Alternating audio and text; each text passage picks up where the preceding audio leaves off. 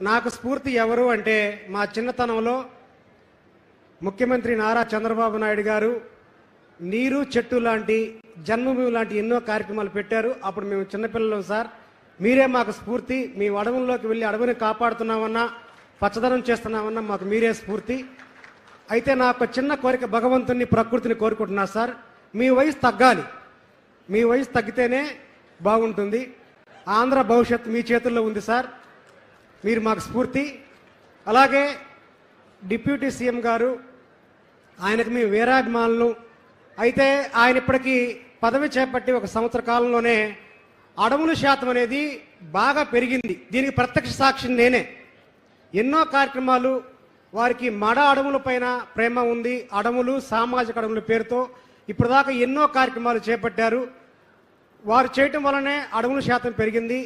మీ ఇద్దరు ఇలాగే చిరకాలం ఉండాలి సార్. కనీసం 30-40 ఏళ్ల పాటు మీరు ఇలాగ ఉంటేనే ఆంధ్ర భవిష్యత్తు బాగుంటుంది సార్. మీకు నిండు నూరేళ్ళ ఆయుష్ ఉంటుంది, అది ఖచ్చితంగా సార్. మీకు ఉంటుంది సార్. మీ ఇద్దరు 100 ఏళ్ల పాటు చరిత్ర పుటల్లో ఉంటారు సార్. ఇక నా యొక్క చిన్న విన్నపం ఏంటంటే, నల్లమల్ల ఫారెస్ట్ అనేది దేశంలోనే ఒక పెద్ద ఫారెస్ట్లో ఒకటి.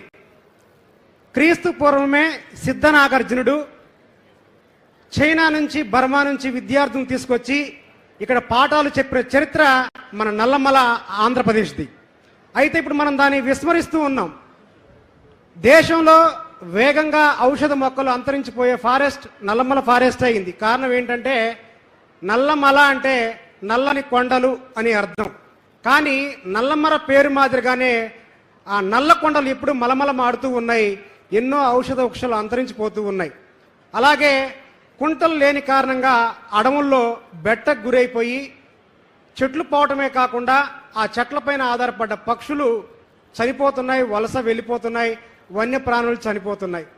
మనం చేయాల్సిన పని ఏంటంటే, కనీసం కొన్ని కుంటలు, జంతువులు తొక్కేసి కుంటలు అంటే అడవుల్లో ఎత్తైన కొండలపైన పడ్డ నీరు అనేది పల్లంగా వచ్చి కుంటగా ఏర్పడుతుంది సార్. ఈ అడవి జంతువులు ఈ తొక్కేసి కుంటలు మొత్తం పూడిపోయే పరిస్థితి వచ్చింది. ఉన్న కుంటలు మనకు చాలా కొత్త కుంటలు కావాలి, ఉన్న పూడిక తీయించాలి సార్. అది మీ ఇద్దరి ద్వారానే అవుతుంది. అలాగే మనం వీకెండ్ పార్టీలు, సండే పార్టీలు, వన భోజనాలు ఇలా రకరకాలుగా మనం అడవుల్లోకి వెళ్ళిపోతూ ఉన్నాం. అడవుల్లో ప్లాస్టిక్ వ్యర్థాలు తిని పడేయటం వల్ల ఎన్నో వన్యప్రాణులు చనిపోతున్నాయి. దయచేసి ఇక నుంచి ఎవరైనా అలాంటివి చేయకూడదు. మనందరూ ఒక ప్రథమ బాధ్యతలాగా ప్రకృతిని సంరక్షించుకుందామని చెప్పి నా మనవి. అలాగే విత్తనాలే విత్తములు, విత్తనాలే ధనం అనే ఉద్దేశంతో మన తెలుగు రాష్ట్రాల్లో 5,000 రకాల మొక్కలు ఉన్నాయి సార్.